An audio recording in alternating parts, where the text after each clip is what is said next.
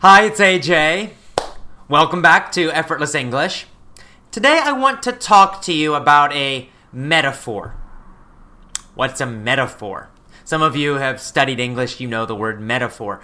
A metaphor is kind of a story or a picture that helps you understand a difficult or complex or complicated idea. For example, English fluency, speaking English quickly, easily, and automatically. Well, what do you need to know? What do you need to do to speak English confidently, to feel strong when you speak, and to speak quickly, easily, and automatically? What do you need? Well, I have a story, a metaphor to help you understand this. I call it the engine of fluency. Of course, fluency means fast, confident, automatic speaking. Fast, confident, automatic speaking. That's what you want. So how do you get there? That's the destination. That's where you want to go. But how do you get there? You're here now. Probably if you are watching this, you do not speak English quickly, easily, automatically, and confidently. But you want to. So how do you go from here, where you are now? Maybe you're low, high, beginner. Maybe you're advanced. But you want to improve. You want to speak confidently, quickly, easily. You want to speak fluently. Or if we use the noun, you want fluency. Fluency, the ability to speak quickly, confidently, easily. How do you get there? It seems complicated, right? There's so much to think about.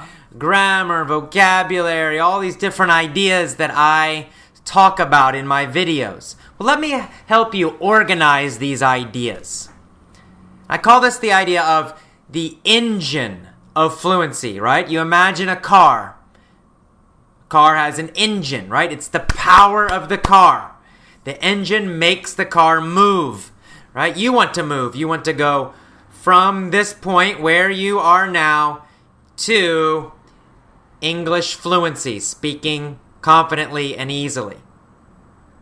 So you need an engine. You need some kind of power, an engine to move you to this. And there are two parts of the effortless English engine of fluency, the fluency engine. We have two parts of this engine. Well, number one, what do you need for an engine? Well, all engines need fuel, right? Gasoline, fuel. All engines need fuel. All engines need gas. And of course, then, all engines need a motor. The motor, the thing that moves, and it will push you or push the car forward. But a motor with no fuel, it can't move.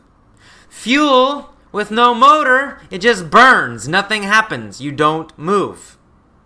You've got to have really great fuel, really great gasoline. You have to have a really great engine. And when you put those together, you got a great engine, you put great fuel, great gasoline into it, whoom, you go very fast. So you understand? This is the idea of the fluency engine. So what am I talking about?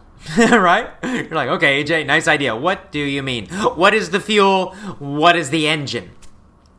Well, the engine you know. The engine is the 7 rules. You can imagine in an engine there's pistons.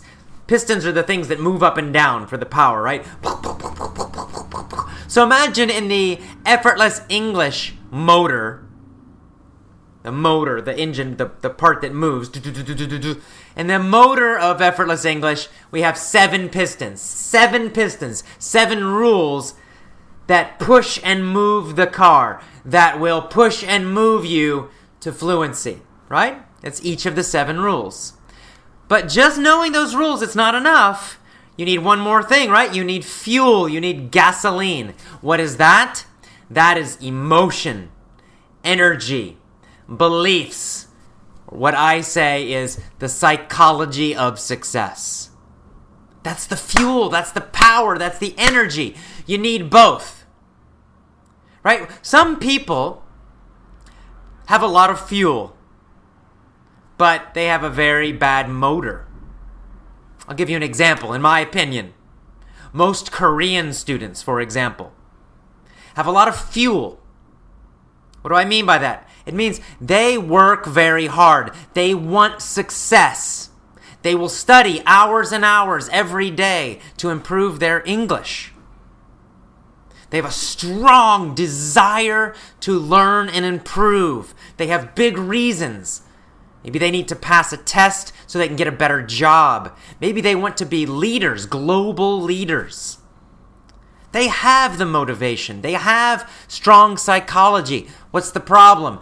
They use terrible methods. Really bad methods. The motor, right? The methods are bad. They're studying grammar all the time. They try to remember long lists of vocabulary. They do these stupid little communication exercises in English classes. Hi, how are you? I'm fine, and you?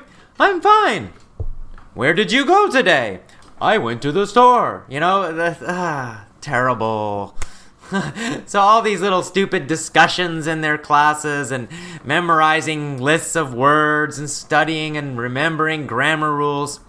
So that's their problem, right? It's just terrible methods. They've got the energy, they've got the motivation, they have the desire, they have the hard work, but they're using it in a bad motor. It's like putting, race car fuel into a broken motor. Nothing is going to happen. It's going to be frustrating. And that's what happens with a lot of students in Korea and in Japan and, in fact, most of Asia. Really, in fact, probably a lot of the world, but it's very strong in Asia. Now, there's another problem. Some people get my 7 rules. I see it all the time on my blog, on the websites, emails we get. They get the 7 rules. The 7 rules, that's a great idea. It's a good method. But here's their problem. I see this sometimes with members. Their psychology is weak. They have no patience, for example. They start using the effortless English lessons. After 1 week, what's happening? I don't want to study deeply. I'm getting frustrated. I don't speak yet perfectly. I'm not improving fast enough. After a short time, right? They get frustrated very, very quickly. They become bored quickly. Their energy is low. They're tired easily. Or they don't have a big motivation. They're just focusing on some test score. They don't have a bigger, deeper reason to learn English. This is also a problem. So they have this great method that I have given them. This motor, right? They've got the motor. It's like a race car motor. A Lamborghini, a Porsche. But they're putting terrible fuel, gasoline, dirty, no energy, gasoline or fuel into that motor. What happens? Again, bad results. There's no movement. There's no strong power. You must have both. Now, I usually start with the psychology. The first thing you need to do, get that energy, get the fuel. You got to have something to put in, right? So you got to manage your emotions. You have to manage your beliefs. You have to manage your body right now. Do it.